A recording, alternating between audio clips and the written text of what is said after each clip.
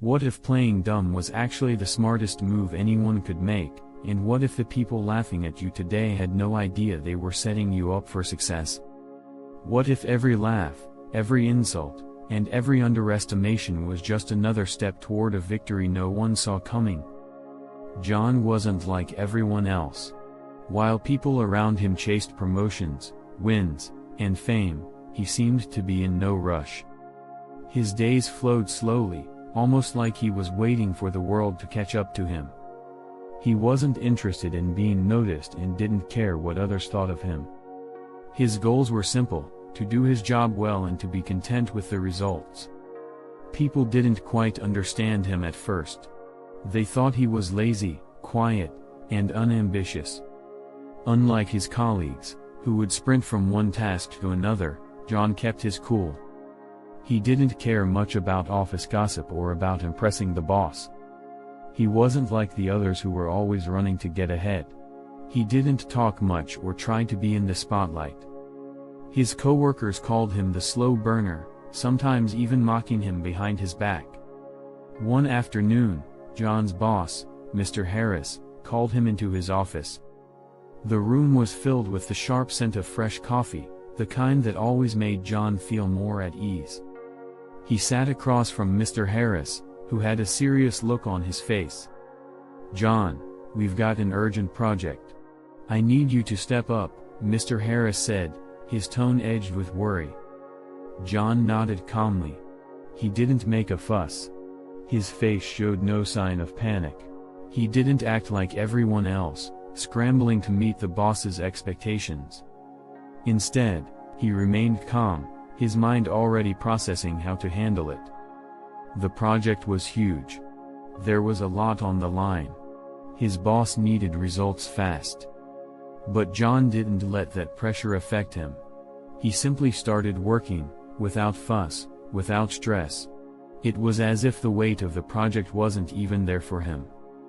Days went by, and as expected, his colleagues noticed how quietly John worked. They were busy rushing around, trying to impress the boss, but John was in his own world, taking things one step at a time. They couldn't understand how he wasn't worried, how he wasn't breaking a sweat. Some of them laughed, thinking he was taking it too easy. "He's not even trying," they'd say. "How does he expect to succeed like that?" But John didn't care. He was focused, and his approach was different. While others rushed to make their mark, trying to be the first to finish, he kept his pace steady and smooth.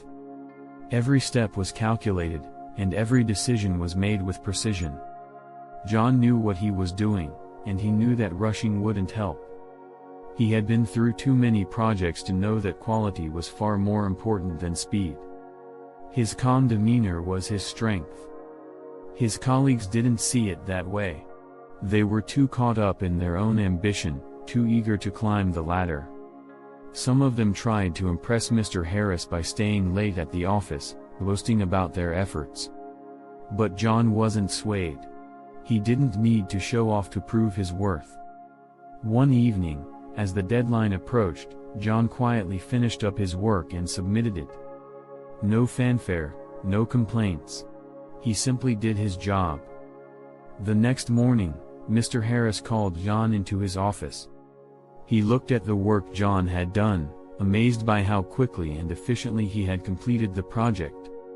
"John, I don't know how you managed this so quickly," he said, his eyes wide with disbelief. John smiled and simply replied, "I didn't rush. I took my time and worked quietly, step by step." His boss was silent for a moment, clearly impressed. "This project has been a huge success. I didn't think it was possible to finish it this fast and with such quality." Word of John's success spread quickly through the office. His colleagues, who once laughed at him for being too calm, now came to him for advice. "How did you do it?" they asked, eager to understand his secret. John smiled but didn't say much. He didn't need to explain himself. He had done what needed to be done, and that was all that mattered. His results spoke louder than any words ever could. For weeks after that, his coworkers couldn't stop talking about John's success. Some of them asked for tips on how to handle their own projects, but John just shrugged and smiled. He didn't brag about his abilities or seek recognition. He wasn't interested in showing off. He simply did his job well, and let the work speak for itself.